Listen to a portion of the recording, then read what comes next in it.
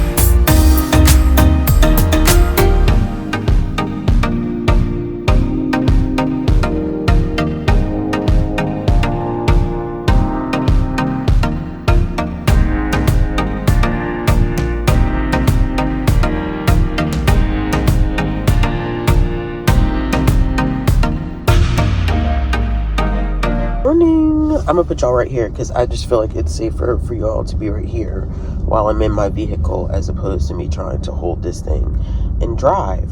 But this is kind of awkward because I have not done an intro to this vlog yet at all. Like, no intro has been done for this vlog, and I literally probably only have like a minute of B-roll footage. This week has just been a very long week for me, not in a bad way. I just have been super busy. Like, this week for work for me has been non-stop, on the go, on the move. And so when I get home in the evenings, like, I'm ready to go to sleep. I've been going to sleep by like 9:30, 9:45 every single night, which, to be honest with you, is very much so, like, it's unlike me to be in the bed that, like, knocked out. Not even just in the bed, but like knocked out that early. It's unlike me. It's just not me. So we're gonna do this as my intro clip. It is already Friday, meaning that I probably have like 3 more days that I can do worth of content on this specific vlog. But I wanted to talk a little bit about what's been going on with me in terms of 30 and 30, which has been going well for me. I'm actually on track to do 60 and 30. I know that there are a couple people who are trying 90 and 30, and to be honest with you, that's not realistic for me because of the amount of stuff that I just have going on this month. It's my birthday month, it's my kid's birthday month, and it's a lot going on. I have a lot of things going on at work right now, so I'm not gonna push myself to burn out, but I do think that 60 and 30 is actually going to be super manageable this time, because I'm already 11 volumes in and today is the 6th. So that means that I only need to read 1 volume today to stay on track. Now, of course, like, how I'm gonna get that 1 volume read, I'm not sure, because I know that my lunch break today, I'm going to be going elsewhere. Like, I'm going out for lunch with a group of people. And then I have something else going on this evening. So I may get it read like super late, but we'll see what happens. I don't know. I may be able to get that 1 volume read because I'm already partway through some things wrong with this volume 19 and Nana volume 2. So I never even really talked. Well, I did in the last vlog. I talked a little bit about like my plans to read Food Wars 1 volume a day. I'm a little off with that process. Like, I'm in the middle of volume 5 and I should be in the middle of volume 6 right now. Nana, because there's only 21 volumes of that, I kind of gave myself like a 9-day kind of play period where I didn't necessarily have to constantly be reading 1 volume of Nana a day. So I can't really determine whether I'm on par or behind for Nana, but I'm a little bit off track with Food Wars, which is fine, to be honest with you, because y'all, Food Wars is a very meaty manga. It's very text heavy, and so there's a lot of things going on a page, and I'm not gonna be upset if, you know, I don't get exactly 30 volumes of Food Wars done. Even if I was to get, like, you know, 25 volumes, at least that puts me in a good place to really finish up the series sometime next month. So speaking of series and what I've been reading, like I said, I've read the first 4 volumes of Food Wars, which it's amazing, like, how much, but also how little, considering that I've read all the way up to volume 21 or 22 in the past. How much crap actually happens in those first 4 volumes. So we do have Soma coming to Totsuki within, you know, his first experience at the Totsuki Institute. We also get to see a little bit of some competitive stuff going on. This is where they have their first, like, huge test in volume 3 and 4 is where we see them go off to that camp, where the camp really just is tragic. I'm actually on the last little bit of camp. Volume 5 touches on the last part of the camp and what that experience is like for Soma and a lot of his friends. So I'm on that part. But yeah, there's that. It's like we're meeting Alice Nakari for the first time, which is Erina's cousin. We get to meet some of the previous graduates from the Totsuki Academy or Institute, and people are starting to make those connections between, and I just put that thing in my face because I parked the car, but people are starting to make those connections between Soma and his dad. I think that we get to actually see that, Soma, his dad, and the Institute, I should say it that way. So we get to see that. I think we're going to see more of that in the 5th volume. So I've read that. I've read Something's Wrong With Us, volume 18, which I can't really say much about, but these are the side stories that actually weave very nicely into the main storyline. So I read volume 18 and I gave it 4 stars. This has been a really, really good series. Natsumi Ando, I think, has done a brilliant, beautiful job with the series and has really given us 19 volumes worth of amazing content. I am absolutely enthralled by everything that she's done. I also read Claudine, which was the one that we read by a classic mangaka, and I have so many thoughts about Claudine. I'm not going to have time to go through, like, every single volume that I've read so far. I'm probably going to have to do that later at some point this evening. I'll be able to talk a little bit about it, but I do want to let you know I read Claudine for the first time, which does focus on a trans main character, and I have a lot of thoughts about that one, which is why I want to kind of sit down and talk about that one in more specifics. I've read Nana Volume 1, where we get to meet Nana O and Nana K for the very first time. Of course, this first part of the series is told in Nana K's perspective, but I'm reading partway through the 2nd volume where we actually get to see her meet Nana K for the first time, when she travels to Japan to go stay with her boyfriend Shoji. So I've read that. I'm trying to think of what else have I really picked up. Oh, I read this cat manga that I didn't really like. It was a 3-star read. I won't be continuing with the series. I think it's 4 volumes. I read the first one and it, like, felt very much so like it's supposed to be a play on an RPG, but I just don't care enough to really I just don't care about it enough to want to continue it. And then I feel like it's mainly been Food Wars. Let's see, 1, 2, 3, 4 Food Wars. I've read 1 volume of Nana, 1 volume of Something's Wrong With Us. I read, let's see, Claudine, and I'm missing some other volumes, and I can't believe, like, I don't know. I read Toilet Bound Hanako-kan. I can never get that right. Toilet Bound Hanako-kan. Volume 2, so good. The discussions about, like, good and evil, and can they coexist in one being?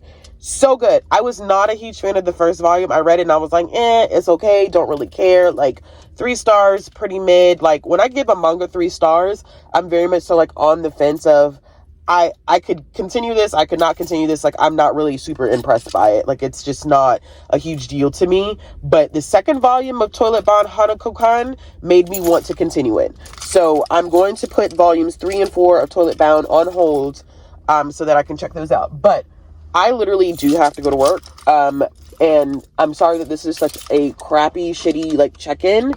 But I promise you, I will do a sit-down and a check-in completely soon. I just wanted to say something, because if I didn't say something today, this would have turned into a situation where I'm like, oh, I should just scrap the vlog or make the vlog 2 weeks. I'm not doing that anymore. We're not doing that. We're not scrapping vlogs. We're not combining. We're not doing that shit. Okay, bye.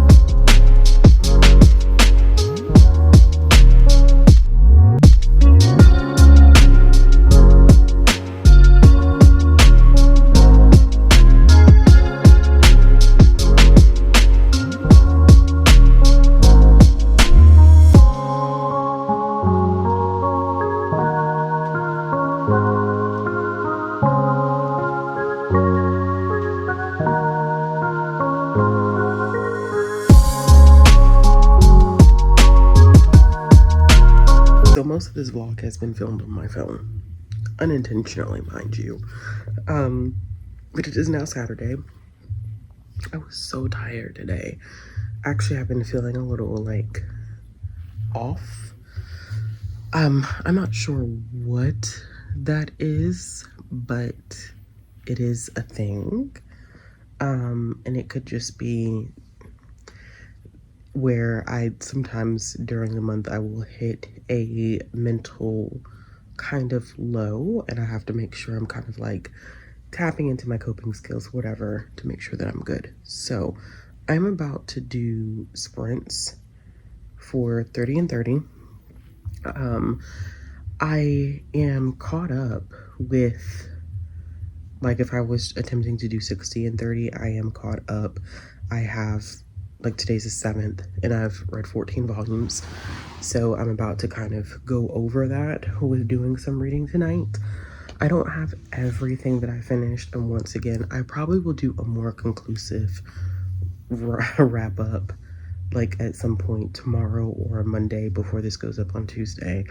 But I definitely felt as though I just needed to be checking in. I think I said this in the last clip that I did on my phone, where I was like, I feel like I just need to be checking in, simply because I don't want this to turn into, oh, I'll just, like, do 2 weeks and 1 week. Like, I just didn't want to do that. And so I do want to do more casual check-ins, and we will do kind of like a weekly roundup whenever I film that final clip. But I've been reading like a little bit of everything.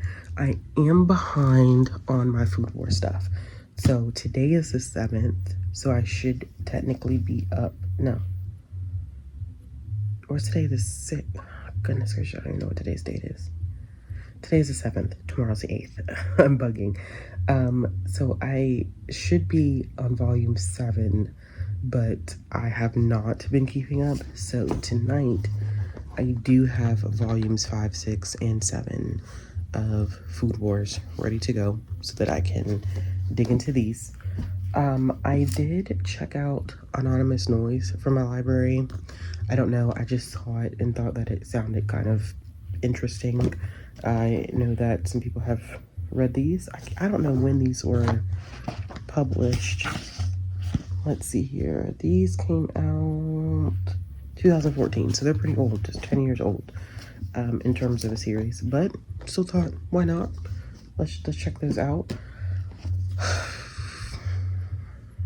I picked two very text-heavy series to kind of really read from for this month. I picked two very, very heavy ones, which is fine. Nana is also very text-heavy, y'all. It is, I'm trying to think if I can, like, it is. It's a very text-heavy series as well. And so I still have not made it past volume 2 of Nana. I have started it, but I have not made it past it. I did end up reading 2 volumes of A Sign of Affection, volume 4 and volume 5. And volume 5 is my favorite volume to date. I felt like I finally connected with the characters in volume 5, but we'll talk about that a little bit more.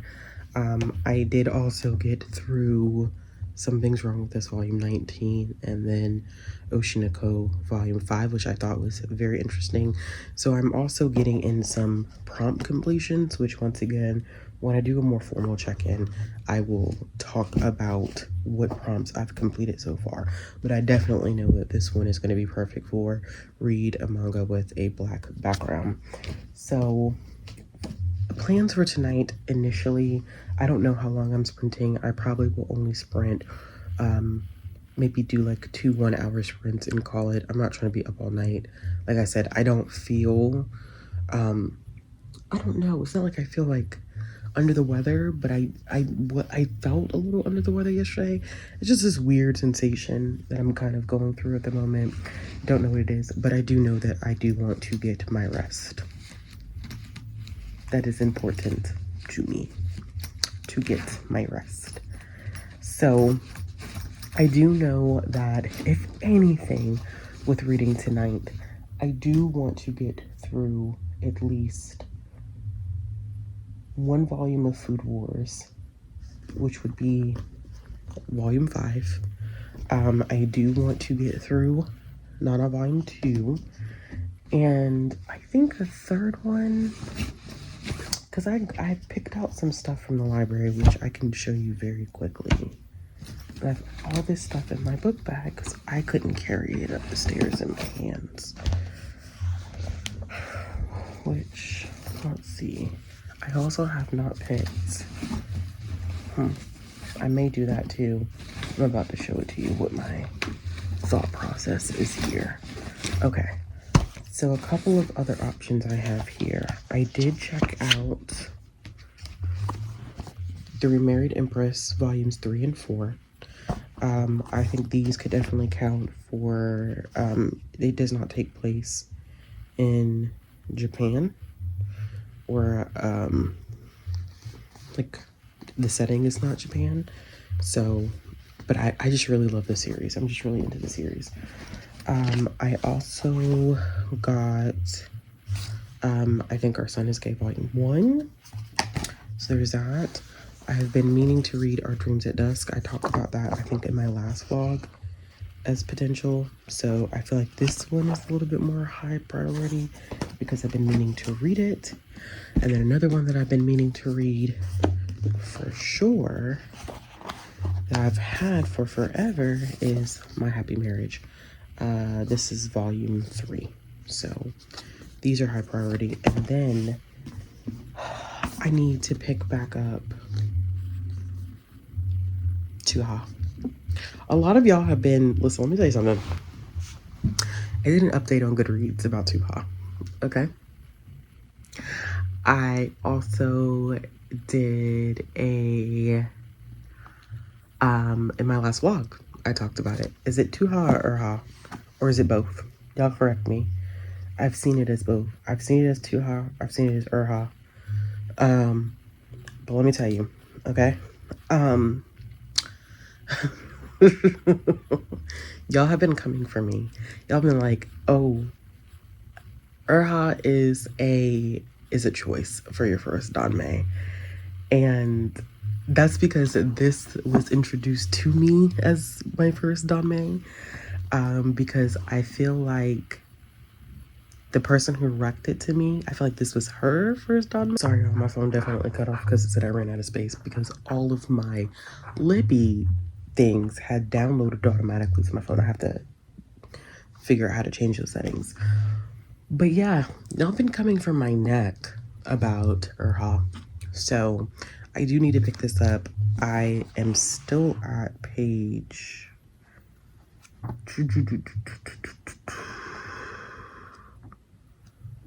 Is it? No. I feel like the last time I updated, I was on page, I feel like 114 or something like that, but I'm on page 150. So I still have a chunk of the way to go. And so I'm going to do that.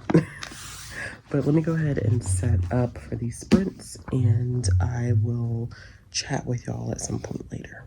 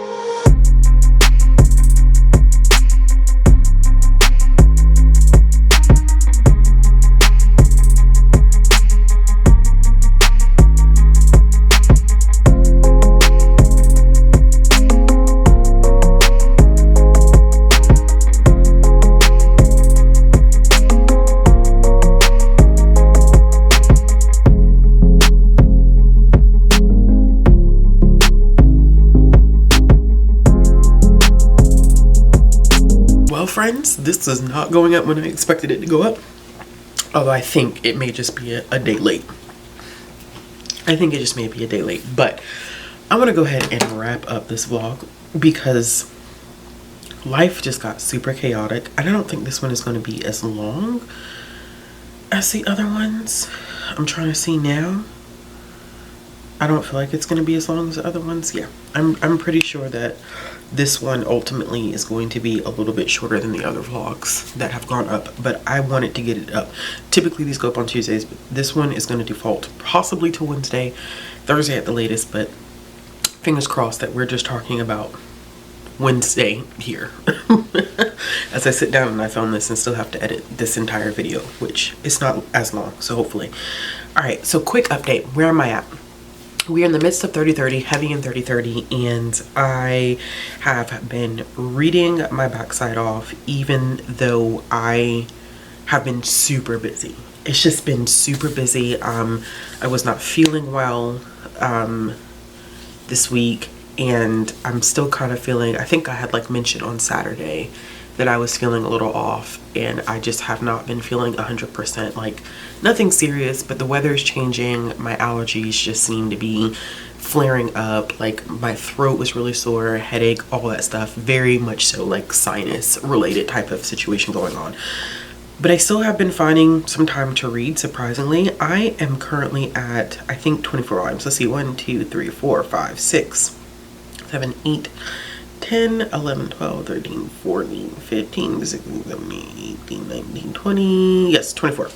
So I'm currently at 24 volumes, and I have really been enjoying what I've been reading. So I'm going to quickly just go through what I have read. Food Wars. I have read 6 volumes of Food Wars. This is not as many as I have wanted to read because today is the 10th and I should be on volume 10, and I am just about to pick up volume 7 and 8. So I am a little behind on that, but that's okay. I am making progress. These do take me a longer amount of time because of the fact that they are very, very wordy. There's a lot of like intricate detail in a lot of these. I'm trying to see if I can find a page that like this is a lot of text. I don't know if y'all can see that. It's a lot of text on a single page of Food Wars. It is a very, very verbose manga series, but like I said, one of my favorite series, and this is probably going to be the one that I'm going to use for the prompt where you read 10 books in a series, or 10 volumes out of one specific series. So we're gonna make progress on this. Most of these have gotten 4 stars. I think volume 3 got 5 stars for me again. It's one of my favorite volumes. It has Megumi on it, who is one of my personal favorite characters out of the series. So we'll see. I am currently in the arc where we are doing it is the fall classic, where they are competing to essentially kind of make their appearance known as potentials for like the 10. So if you don't know anything about Food Wars, I'm just assuming that everybody knows what Food Wars is. This follows, and I talked about this a little bit in my last vlog, but this follows a main character by the name of Soma. So that is Soma. It's Soma Yukihira, and Soma runs a small like family diner with his dad, and his dad's pretty much like, hey, I'm gonna close up the shop, I'm gonna travel, and you're gonna go to this cooking school. So Soma doesn't really know what this cooking school is. It's Totsuki, and it's super well known. it's I don't know where it's like Totsuki, like, is it Academy, or I think it's Academy. And it's an elite culinary school where the best of the best attend. And so he meets a host of characters who are like super good at cooking. And so Soma brings his own kind of like flair to it, but we go through a series of different challenges, which are called shokugekis, and they are competing and getting judged in front of like a series of judges to see whose cooking is better. And Soma kind of gets up there and is basically like, I'm gonna be the best of the best, I'm gonna be the top in the school, there's nothing that any of you can do about it, so basically fuck you. Basically that's what he says during the opening ceremony, and he's coming in as a transfer student. It's super intense, very interesting characters. It is a bit fan servicey in the beginning. I knew this. This is like my 3rd time reading at least these first 6 volumes. It is my 3rd time reading these. So the fan service is not anything that's new for me. I'm used to it. I will say it was a shocker the first time because it literally takes a foodgasm to the next level. Like, beyond. And the anime is even more intense, which I just watched with someone recently. Like, I just watched the anime with someone recently, and they had seen parts of it before, but we kind of talked about like how extreme the foodgasm part of it is. But it's interesting like looking at it in context of like the entire series, though the fan service does calm down a little bit as you get deeper into it. The fall classic arc is not like my favorite arc.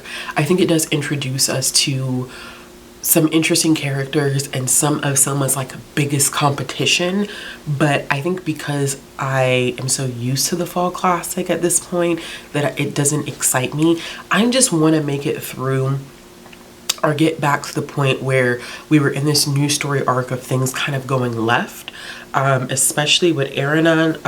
This is Erina Nakari, and Erina plays a very interesting role in the series as a whole, and especially when we get into like the 20s in the volumes, like I would say anywhere from like 18 to about 2021.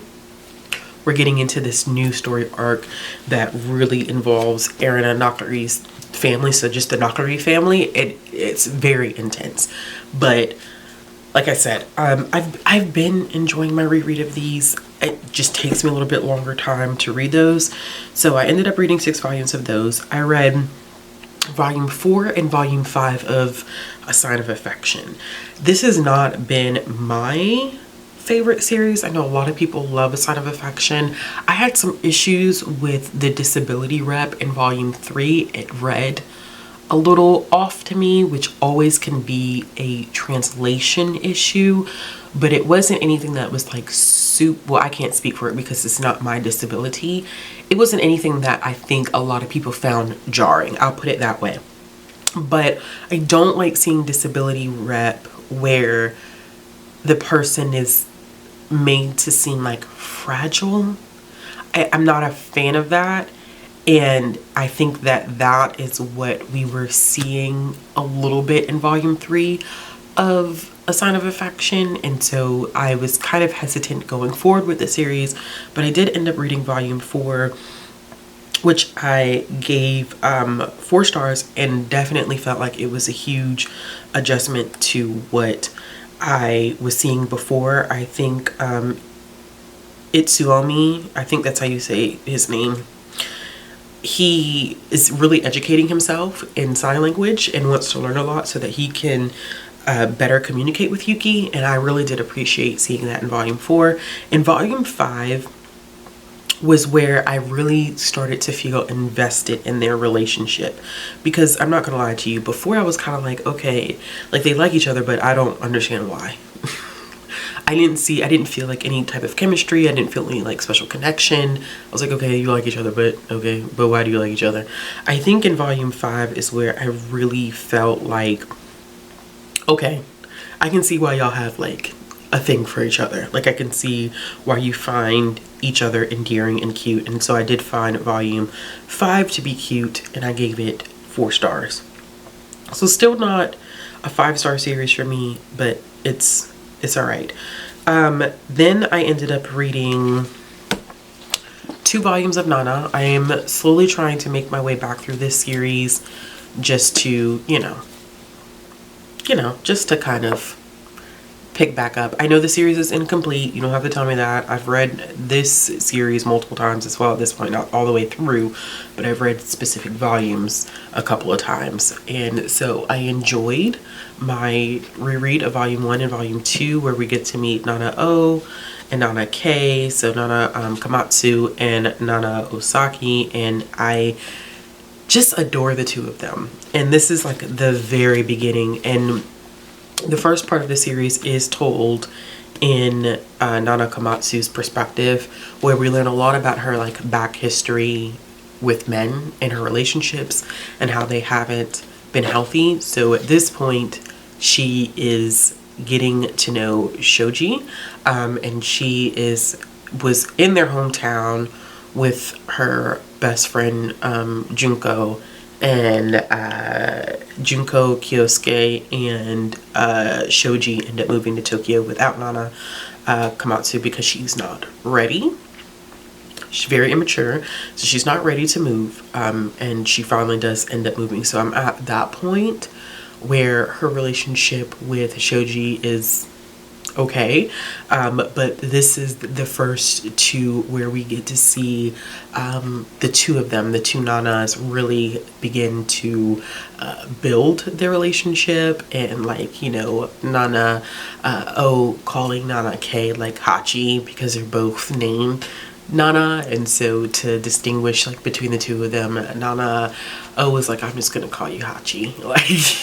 And so I think, it's just one of those things where I do find their friendship to be completely endearing and borderline sapphic, to be honest with you. I think reading this again through an older lens, the first time I read this series I was in my 20s, and now reading this again in my 30s, there are definitely some underlying, whether intentional or not, there's some underlying tones of like a sapphic relationship between the 2 of them, which I think is very interesting, and you can kind of see it, and it's interesting because like Junko like brings it up, and it's kind of like glossed over in one panel where she's like, oh yeah, Nana, like, maybe she wants to be with you. She's talking to Nana Komatsu, and she's saying that, and just looking at their interactions and thinking about like other aspects of the series, like these 2 really, really love each other deeply.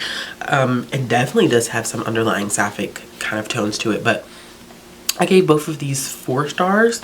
It's in the later part of the series where I think the series starts becoming a 5-star series for me. I also ended up reading A Condition Called Love by Megumi Marino, and I gave this one 3 stars. I think it's one of those series where like people really, really love it, or people are kind of like, it's a young character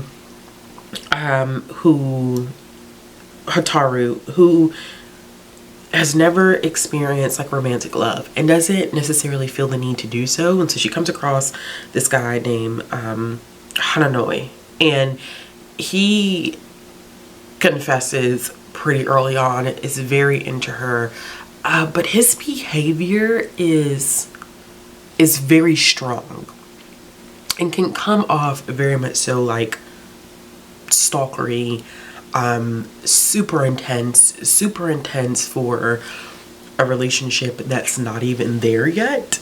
So it does inevitably read a little strangely, and I feel like it's because he wants to impress Hataru so badly that he's willing to do all of these like extra things, like super go out of his way, which is nice. Like there's aspects of it where like it's endearing, because like, you know, meeting someone who's really willing to cater to your needs and try to understand what you like. But I feel like that comes with time, and because it's happening so early on, it could feel a little like love bomby, which we know is not healthy at all. So I'm interested in continuing to see like where the series could possibly go, but I'm not like pressed to continue it. I'm probably just gonna read it through the library digitally, but I don't have any like strong desire to collect or pick this one up, so we'll see where it goes with that. I think I had mentioned a little bit of me talking about Claudine, which was, I was reading Claudine because we had to read a book by a classic mangaka, and I decided to go with Ryoko Ikeda, and Claudine is one that came out in the 1970s, and it was really tough for me to review this one. I ended up giving it 3 stars, but there's a lot of content warnings associated with Claudine, including dead naming, misgendering, affairs, and suicide. This is for 2024. I will say that Ikeda was doing a lot of things that you wouldn't typically see during that time period, especially when we're talking about trans characters in manga, that representation. But there were some things that were not great, and some things that I felt like were insinuated that were not great, and I don't even like feel comfortable calling, like saying Claudine, because I personally feel I am dead naming a character that felt comfortable going by Claude. We're a trans man, and so in reviewing this, the book is Claudine, but I'm gonna refer to the character as Claude because it just makes me feel more comfortable. But we're following Claude, and it's from the perspective of I don't know if they're a psychologist or a psychiatrist that meets with Claude from the time that they're young. And so he is going through the process of like talking about Claude's life at different points when like they were younger, when they start getting involved in romantic relationships, and how those romantic relationships either were successful or not successful, and how people perceive Claude's kind of like home life and community interactions. And it was depressing. A lot of it was depressing. It's like that trope, that kill your gays trope, that is super unfortunate, where we often kill queer characters because they're coming out stories or just a look at their life is often viewed through a tragic lens. And this is one that's super tragic. It's super sad. It's very depressing. And I kind of had a feeling, because I've heard a couple people talk about the book Claudine and this character Claude, and I think it has to be recognized for what it was attempting to do. I mean, this book did come out in the 70s, and so there's something to be said about a work like this coming out in the 70s and what it was attempting to do. But does it necessarily hold up in 2024? I don't think so. But I do recognize and understand that I am reading a book that was published such a long time ago, so I have to kind of respect where it was then, and it's difficult when I'm reading it from a 2024 lens, not being able to ignore the things that are not as well developed. as they would be probably from a creator, you know, writing in 2024. So I did end up giving it 3 stars, and it wasn't so much about the fact that I am reading a book in 2024 that was published in the 1970s with a more progressive lens. It was, I wanted more in terms of like plot and character development. I felt like it just went from one extreme to the next, and there was no hope in this. It was very, very dark. It was very, very depressing. I think that if it had more development, maybe I would have seen a little bit more. But I will say it this way, because I'm trying not to spoil it. This is not for the faint of the heart. If you do not like what I was talking about earlier about queer stories, coming out stories being tragic, this is not for you. And like, I knew it was going to be rough, but I don't think I knew it was going to be that rough. So by the time I was getting to the end, I kind of saw what was coming, but I didn't realize that picking it up. And for it to be so short, it is super short. It is only 104 pages. There's a lot there. So I did end up giving that one 3 stars. I also finally ended up finishing the series Something's Wrong With Us. I think I already turned in volume 18, but I read both volumes 18 and 19, and what a hell of a conclusion to a wonderful series where I gave all of them 4 to 5 stars.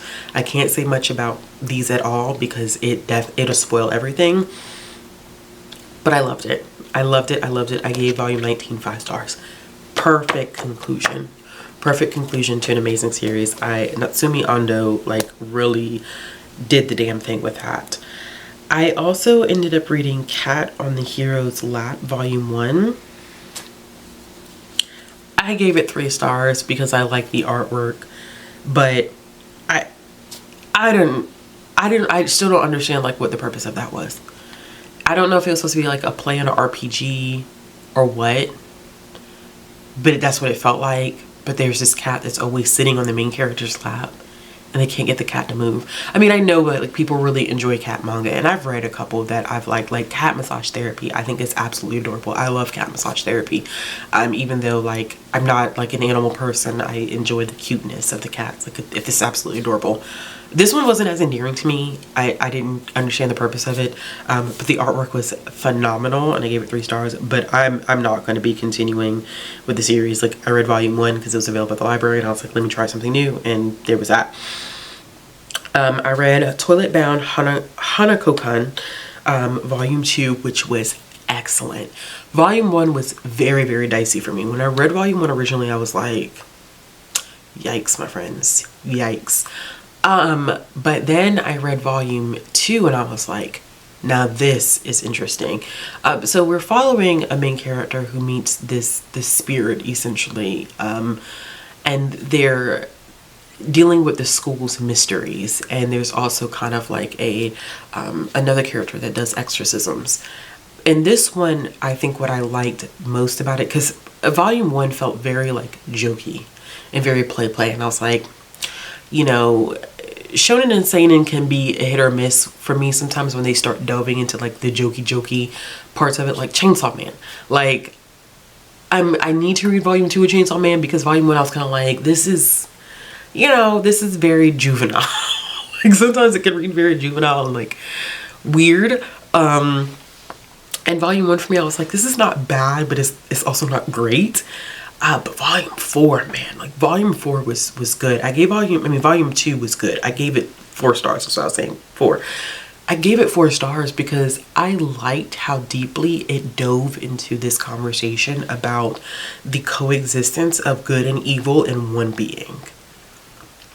And like how someone could have done something that was inherently bad, but does that make them a bad person?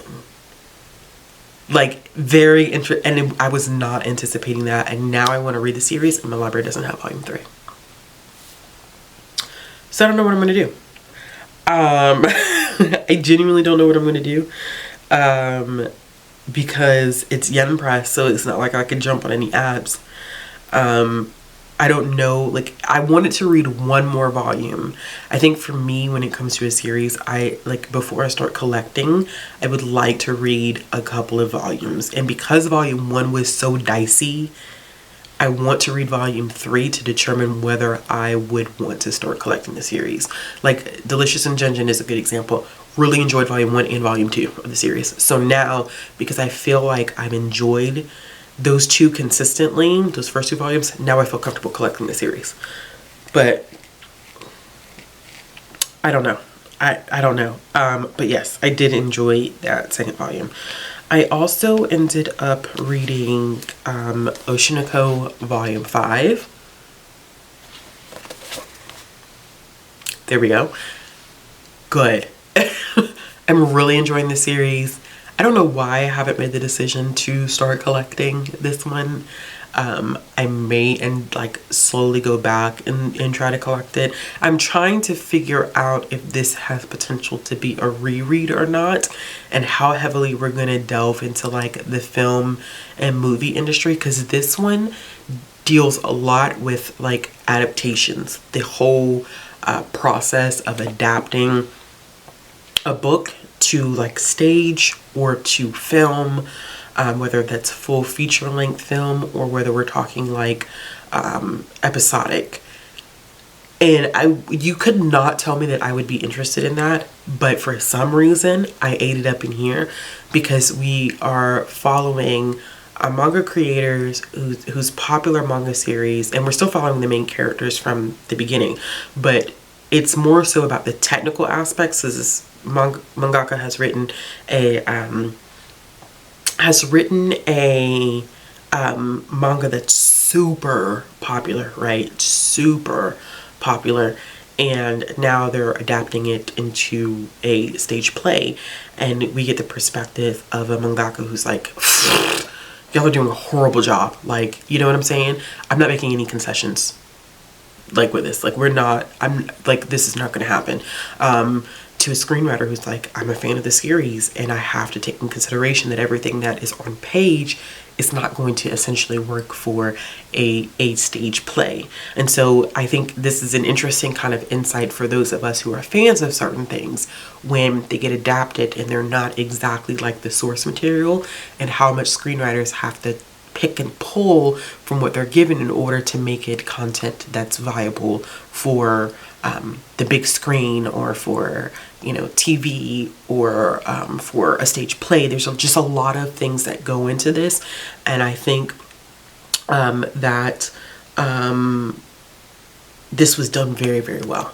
I'm interested to see how this is going to play into the larger struggle that we're seeing in this, like the major conflict in this, but I definitely have put myself on hold for volume 6, so we'll see when that comes in.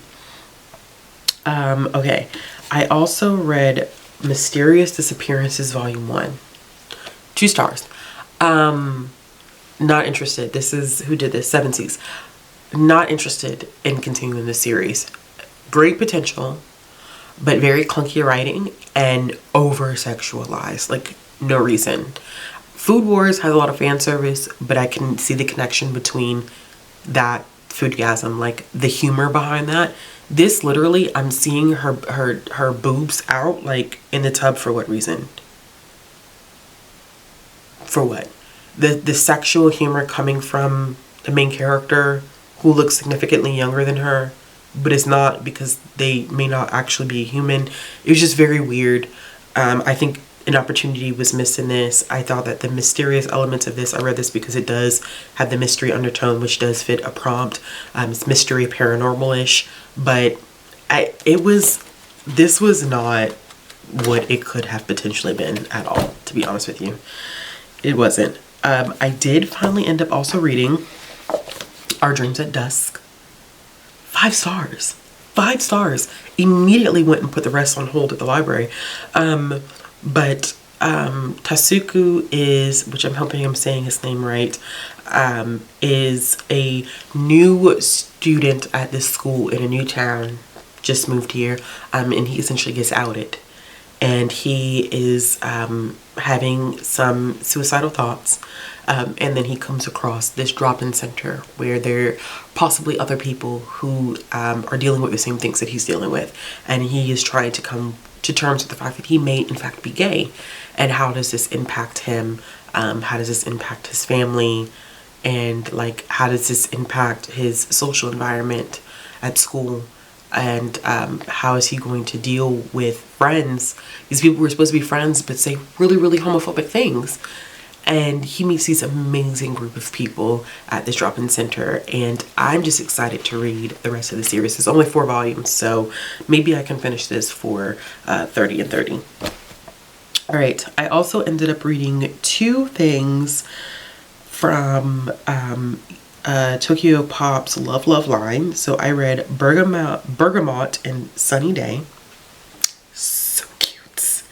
It was so adorable. It follows a cafe worker by the name of Riku who sucks at love.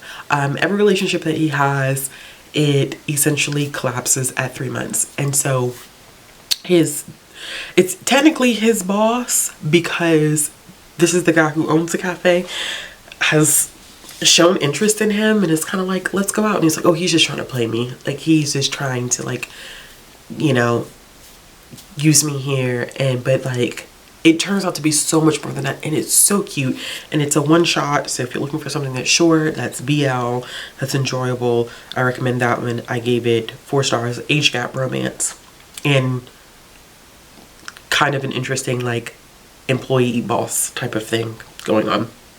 And then I also started from their Love Love line, Lullaby of the Dawn. So good. If you're a fan of fantasy romance, you're gonna love Lullaby of the Dawn. This is it's a town that's on the coast that is being protected. I forget what they're called. It's like a shaman. That's the best way I know how to describe it. It's like, he's like a shaman, and his job, and this is Elba, is to drive back these monsters that come like out of the sea. So he meets Alto, who's young. When they both meet, they're younger, and Alto is like really, really joined to Elba. And it's like, I don't know why, you know, basically why people don't find you more interesting. Like, I think you're so cool. I want to hang around you. I want to help you any way that I can. And for Elba, for all the people who end up having to be the shaman, all of their limbs turn like black. They have these black markings on them, which is a sign that eventually they will die. But when Elva and Alto start to spend more time together, just as friends in the beginning, and clearly it's going to blossom into something that's more romantic, it's clear that their connection drives the ink away and their closeness. And so in this first volume, there is no really romantic relationship between them. They literally, because Alto eventually gets older, Elva, I can't get a read on how old Elva is but at this point, but he basically watches Alto turn into this young man, and they have this really, really great connection, which eventually I think could be turning into something that's a little bit more romantic. It was so cute to me, y'all. I love the artwork. I love the storytelling. It's beautiful. And so I am currently reading volume 2, but those were 2 that I read from the Love Love line. I read Sakura Saku volume 1, which I think I ended up giving 3.5 stars. I wasn't blown away from it. I think it's an interesting, like, analysis on the importance of kindness and passing kindness along. Like, when someone does a good deed for you, you in turn do a good deed for someone else. I think that concept is very interesting, and we see that because Saku is someone did a good deed for her, and she's been trying to figure out who the person is, and so she knows that this person's name is Sakura, and one of these days I'm gonna get it right. And so she ends up meeting a guy with that last name, and then she thinks that his brother is possibly the one that saved her on the train that day. And so it kind of goes from there, and I can definitely see that a relationship is possibly going to blossom between the two of them. But this is not like my first time reading from this mangaka, and when I read from them before, it was kind of like, it's not bad, but it's not the best thing I've read. So I feel like the series potentially is going to be the same way. I read this on the Viz app, so you know, I probably will continue to read it on the Viz app. It's not one that I think I would go out of my way to necessarily collect by any means. But like I said, I gave that one 3.5 stars. And then I ended up reading My Happy Marriage Volume 3, which is she's a little thick. She was a little thick. What? WTF? Okay? This volume is dark. This volume is dark. What is This is a dark volume, okay? But let me tell you, I gave it 4 stars. I really enjoyed it. I put myself on hold for volume 4 because this is volume 3. My Happy Marriage, listen, I'm finna pick up the light novels because I need more. And this is not coming out fast enough. I feel like we're getting like one of these a year. It's not working for me. I need the light novels. I can't even tell you anything about this, y'all, but dark as shit. And so we get kind of a conclusion to like Mio's story a little bit in the first part of this. And so I'm interested where this like new kind of story arc is going to go. And it's this, all I can say is that I can say this, the first story arc concludes in reference to her family. And then I think that we're really delving into her relationship with Kudo in this next part of the story. But I want the light novels because, honey, waiting on the manga ain't for me. I ain't got the patience. And the last thing that I have to talk about is I Think Our Son Is Gay Volume 1. I thought I think it's cute. I mean, I've been meaning to read this for ages. I think it's slightly over the top.